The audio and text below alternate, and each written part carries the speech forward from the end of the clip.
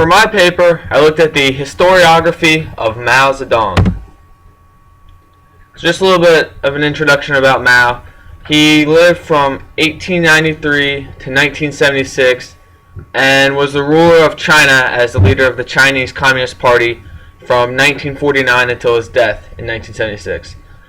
He is certainly credited with rapidly modernizing China and setting it on its current path as a world power, both economically and politically.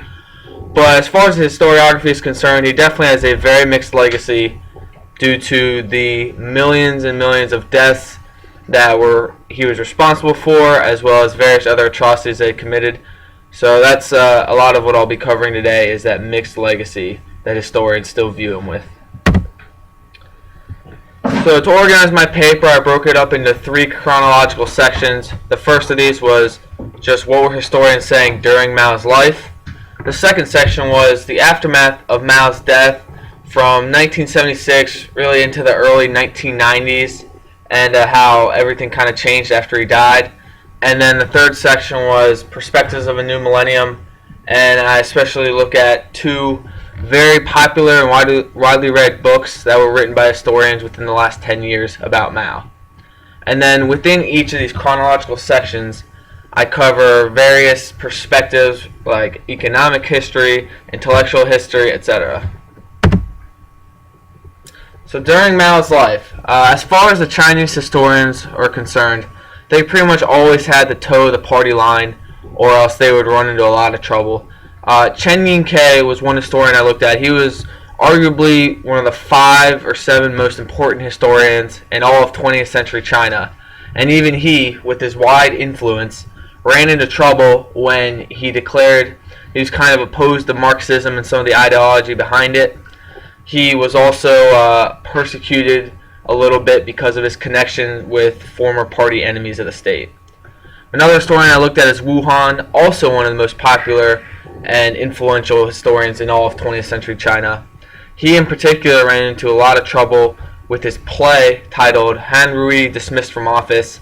I look a lot at how he uses it to kind of symbolize his feelings about Mao and why this was such an issue.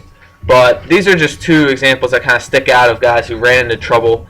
For the most part, the party line was always pro-Mao, pro-party, and very supportive of everything that Mao did. Western historians, on the other hand, were mostly unsympathetic. One of the most notable works was done by Richard L. Walker, entitled China Under Communism, the First 5 Years. It was published in 1955, and it really attacked him both politically and ethically as far as what he was doing and how he was using death, torture, etc. in order to achieve his aims. There were a few historians, however, who were positively influenced by Edgar Snow's famous articles about Mao. Now, Edgar Snow was just a journalist who lived basically with Mao for a while and covered him. And while most historians saw through Mao's public persona and really were able to critically analyze all the terrible things he was doing, there were some who kind of fell under this spell because of how positive Edgar Snow was about Mao. After Mao died, there was a notable shift in Chinese historiography. In general, it was still positive, very positive about Mao, but there were some things that were tough to explain for historians. And one of the most notable things was the Cultural Revolution and how historians tried to spin it as merely a mistake by Mao. Tang Zhao wrote a very widely read defense of the Cultural Revolution that was sort of representative of what Chinese historians as a whole were saying. They also worked to amplify Mao Zedong thought, which is just the ideology of Mao and why they believed it was so valuable and important even after Mao had died. Western historians were, again, more negative, but there were 2 notable defenses of Mao that I covered. One of these was Lucien Pai, who defended the Cultural Revolution in his article, Reassessing the Cultural Revolution. He kind of blamed the overarching Chinese culture and society and more broad impacts than just Mao for why the Cultural Revolution happened. Maurice Meisner, while acknowledging how Mao used way too much violence and torture, etc., to achieve his goals, was ideologically supportive of Mao in his book, Mao's China. He actually wrote 3 editions of this. The first one came out in 1977, and the second one came out in 1986, which was the one I looked at because I was curious to see what a historian would say about Mao roughly a decade after his death. And then more recently, the common theme continued to be Mao's mixed legacy. There's several works that I covered, including ones by Timothy Cheek and Catherine Lynch. Arif Dirlik had a very interesting book about modern Chinese discourse and what it was like. He mentioned repeatedly that they continued to focus more on the positive and rather than the negative things that Mao did. Two very, very widely read and popular books about Mao have also come out in the last 10 years, as I mentioned earlier. One of these is Jung Cheng and John Holliday's Mao, The Unknown Story. This book, which focused mainly on Mao as an intellectual history, was very negative. It talked about how Mao used intimidation and manipulation constantly to achieve whatever he wanted to. They also cited the statistics about how Mao was responsible for roughly 70 million deaths during his reign.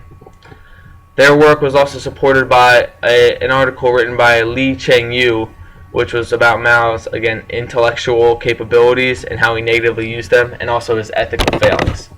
And then Frank Dakota wrote a great economic history about Mao, which was also very critical.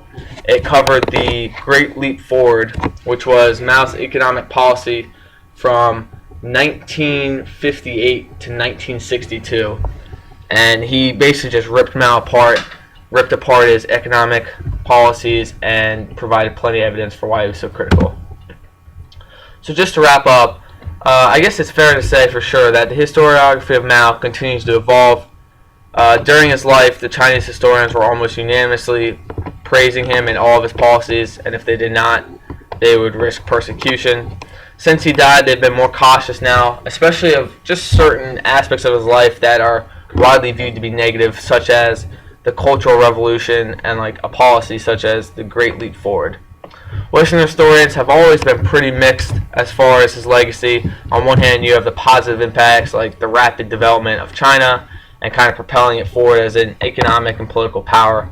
But on the other hand, there's the atrocities, the torture, the fear, all the negative things that he did during his life, which were definitely some of the most notable atrocities ever committed.